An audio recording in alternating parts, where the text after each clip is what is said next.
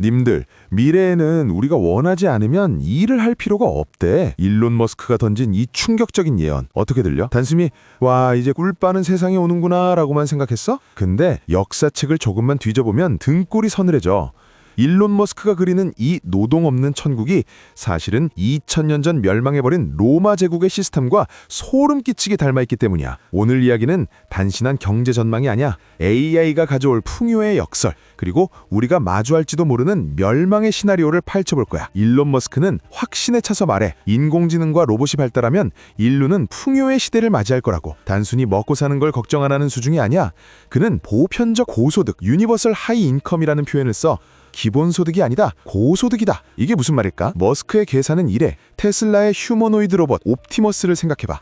이 로봇 한 대 가격이 2만 달러, 우리 돈 약 3천만 원이 될 거라고 해. 근데 이 로봇은 잠도 안 자고 밥도 안 먹고 24시간 공장에서 일하고 농사를 지어.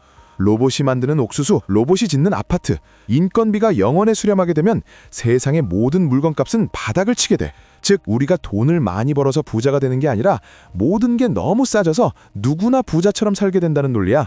이건 단순히 물건값이 싸지는 정도가 아니야. 머스크가 말하는 풍요의 핵심은 에너지와 노동의 비용이 0이 되는 세상이거든. 태양광 발전으로 전기를 거의 공짜로 쓰고 그 전기로 로봇이 24시간 물건을 찍어내는 거지. 지금 우리가 쓰는 돈의 대부분은 사실 누군가의 인건비야. 커피 한 잔 값의 90%는 원두값이 아니라 임대료와 알바비, 유통비거든.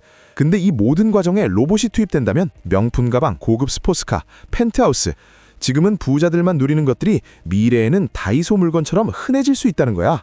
돈의 가치가 0에 수렴하는 세상, 모든 게 공짜에 가까워지면 우리는 과연 무엇을 위해 아침에 눈을 떠야 할까? 머스크는 이렇게 예언해. 미래의 노동은 선택 사항이 될 것이다. 일은 생존 수단이 아니라 취미가 될 것이다. 마치 RPG 게임 속 세상처럼 돈 걱정 없이 내가 하고 싶은 퀘스트만 깨며 사는 세상. 정말 완벽한 유토피아처럼 보이지? 근데 과연 그럴까? 역사 속에서 이와 똑같은 사회가 딱 한 번 존재했어. 바로 고대 로마 제국이야. 당시 로마는 정복 전쟁으로 수많은 노예들을 데려왔어.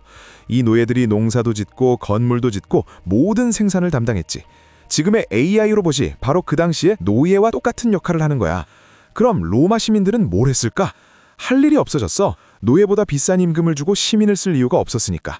일자리를 잃은 시민들이 로마로 몰려들자 황제는 통치 안정을 위해 곡물 배급이라는 제도를 만들어 라틴어로 쿠라 안노나이, 국가가 시민들에게 공짜로 밀과 빵을 나눠주는 거야. 처음에는 가난한 사람만 줬어. 근데 정치인들은 표를 얻기 위해 경쟁적으로 배급을 늘렸지. 나를 찍어주면 빵을 더 주겠다. 나는 빵에다가 고기까지 주겠다. 결국 아우구스투스 황제 시절에는 무려 20만 명이 넘는 시민이 이 공짜 빵에 의존해 살았어. 이게 바로 역사상 최초의 기본소득이었던 거야. 로마의 풍경을 좀 더 자세히 들여다보자. 당시 로마 시내에는 클리엔텔라라는 독특한 관계가 있었어. 일할 필요가 없어진 수많은 시민들이 유력한 귀족 파트로누스의 집 앞에 매일 아침 줄을 섰어. 그저 귀족의 문안 인사를 하고 그 대가로 빵과 용돈을 받기 위해서지. 이들은 귀족의 세력을 과시하는 장식품으로 전락했어. 투표권은 빵 한 조각과 맞바꿨고 자신의 운명을 남의 손에 맡겨버린 거야. AI라 모든 생산수단을 독점하는 미래, 우리는 거대 테크 기업이라는 새로운 파트로누스 앞에 줄을 선 무력한 클리언테스가 될지도 몰라. 기본소득이라는 빵을 받기 위해 우리는 데이터라는 대가를 지불하고 알고리즘이 시키는 대로 생각하고 행동하게 되지 않을까? 근데 그 대가는 혹독했어. 시민들은 황제에 절대적으로 의존하게 됐어. 황제는 빵을 줌으로써 시민의 지지를 샀고 시민들은 빵을 얻기 위해 정치적 자유를 포기했지. 더 무서운 건 경제의 붕괴야. 빵을 주기 위해 황제는 돈을 계속 찍어냈어. 로마 화폐 데나리우스의 은합량이 계속 떨어졌고 결국 초인플레이션이 닥쳤지. 스스로 삶을 개척하는 힘을 잃어버린 채 국가가 던져주는 먹이에만 매달리는 거대한 사육장이 되어버린 거야.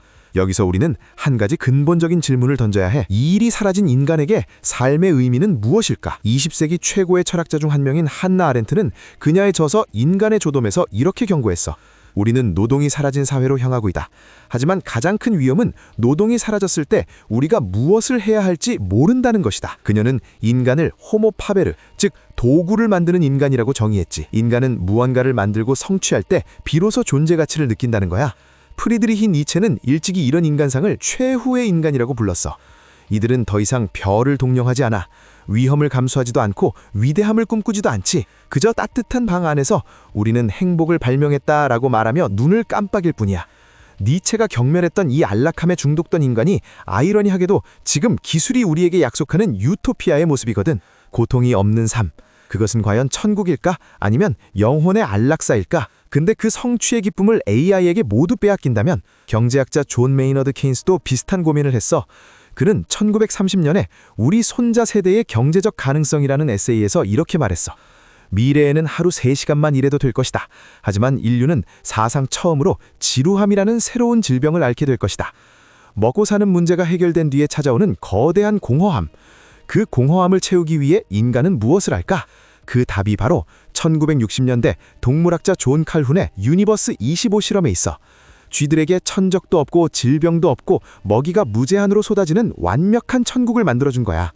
일론 머스크가 말한 풍요의 시대와 똑같은 환경이지. 결과는 어땠을까? 쥐들이 행복하게 번성했을까? 아니야, 전멸했어. 생존을 위한 투쟁이 사라지자 쥐들의 사회성이 붕괴됐어. 수컷들은 암컷을 보호하려는 본능을 잃었고 암컷은 새끼를 돌보지 않고 엄격했어. 가장 충격적인 건 실험 후반부에 등장한 아름다운 자들이야. 이들은 싸우지도 않고 짝짓기도 하지 않아. 구석에 틀어박혀 하루 종일 털만 비고 밥만 먹어. 털은 윤기가 흐르고 아름답지만 그들은 살아있는 시체나 다름없었어. 오로지 자기 자신에게만 몰두하다가 결국 번식을 멈추고 멸종해버린 거야. 다시 우리의 현실로 돌아와 볼까? 로마 황제는 불만 세력을 잠재우기 위해 빵과 함께 서커스를 제공했어. 콜로세움에서 벌어지는 잔인한 검투사 경기. 시민들은 피를 보며 열광했고 현실의 고통을 잊었지. 일론 머스크의 미래도 이와 소름 돋게 겹쳐. AI가 벌어다준 돈으로 기본소득이라는 빵을 받고 우리는 노동 대신 무엇을 할까? 바로 디지털 서커스야. 메타버스와 게임, 그리고 15초마다 도파민을 꽂아주는 숏폼 영상들. 최근 뇌과학 연구들에 따르면 이런 즉각적인 보상 회로는 쥐 실험에서 나타난 행동 싱크 현상과 놀랍도록 유사하다고 해. 이미 우리 모습에서 유니버스 25의 아름다운 쥐들이 보이지 않아? 방 안에 틀어박혀 세상과 단절된 채 화면 속 세상에만 몰두하는 히키코모리. 심지어 현실의 연애가 귀찮다며 AI 여자친구와 대화하는 사람들까지 늘고 있어. 로마 시민들이 콜로세움에 갇혔던 것처럼 우리는 알고리즘이라는 감옥에 갇혀 서서히 야생성을 잃어가고 있는 건 아닐까? 근데 여기서 아주 재미있는 반전이 하나 있어. 중국에서 유행했던 탕핑 현상 기억나? 납작하게 눕는다는 뜻이야. 아무리 노력해도 집을 살 수 없고 계층 이동이 불가능하니 차라리 욕망을 거세하고 최소한의 생존만 유지하겠다는 젊은이들의 절규였지. 이게 바로 유니버스 25 실험의 초기 단계야. 경쟁을 포기하고 구석으로 숨어드는 쥐들. 더 무서운 건 도파민 중독이야. 우리의 뇌는 무언가를 성취했을 때 도파민이라는 보상을 줘. 사냥에 성공했을 때, 시험에 합격했을 때 느끼는 그 짜릿한 성취감이지. 근데 지금은 어때? 손가락 하나만 까딱하면 15초짜리 숏폼 영상이 뇌에 도파민을 꽂아줘. 노력 없는 보상, 고통 없는 쾌락. 이것이 반복되면 인간의 전두엽은 서서히 녹아내려 어려운 책을 읽거나 지루한 과정을 견디는 힘을 잃어버리게 되지. 결국 현실의 문제를 해결할 의지는 사라지고 가상세계가 주는 달콤한 사탕에만 매달리는 정신적 비만 상태가 되는 거야. 이 모든 미래를 설계하고 있는 일론 머스크, 그는 이 위험을 모르고 있을까? 아니야, 그는 누구보다 잘 알고 있을 거야. 그래서 그가 그토록 화성에 집착하는 걸지도 몰라. 그는 항상 말해, 인류는 다행성 종족이 되어야 한다. 왜 하필 척박하고 위험한 화성일까? 지구가 이렇게 편한데 말이야. 일론 머스크는 인터뷰에서 종종 이런 말을 해. 아침에 일어날 이유가 필요하다. 단순히 문제를 해결하는 것만으론 부족하다는 거야. 우리 가슴을 뛰게 만들고 인류 전체를 하나로 묶어줄 거대한 목표가 필요하다는 거지. 그에게 화성은 단순한 이주 계획이 아니야. 편안함에 젖어 서서히 죽어가는 인류의 야성을 다시 깨우기 위한 일종의 충격요법일지도 몰라. 죽음의 위험이 도사리는 우주, 산소조차 없는 붉은 행성, 그곳에서 인간은 다시 생존이라는 원초적 목표를 위해 협력하고 투쟁해야 해. 그 처절한 과정 속에서 우리는 잃어버렸던 도구를 만드는 인간, 호모 파베르의 본성을 되찾게 될지도 몰라. 어쩌면 그는 인간에게는 편안함이 아니라 극복해야 할 고난이 필요하다는 걸 본능적으로 알고 있는 거야. 풍요로운 지구에 남아서 아름다운 쥐가 되어 멸종하느니 차라리 화성이라는 거친 황무지에서 생존을 위해 발버둥 치는 것이 인류를 계속 살아있게 만드는 길이라고 믿는 거지. 노동 없는 삶은 축복일까 저주일까? 케인스가 걱정했던 지루함이라는 질병, 아렌트가 경고했던 성취 없는 삶의 공허함. 기술은 우리에게 풍요를 약속하지만 그 풍요 속에서 살아야 할 이유를 찾는 건 결국 우리의 몫이야. 로마 제국은 빵과 서커스에 취해 서서히 무너졌고 실험실의 쥐들은 편안함에 취해 멸종했어. AI가 모든 것을 해주는 세상, 너는 사육되는 가축으로 남을 거야? 아니면 야생의 개척자가 될 거야? 오늘 이야기 도움됐다 싶으면 좋아요 한 번씩 꾹 눌러줘. 그리고 궁금한 거 있으면 댓글로 알려줘. 다음에 더 공부해서 유익한 이야기 가져올 테니까 구독이랑 알림 설정도 꼭 해둬. 그러면 다음에 보자고. 안녕!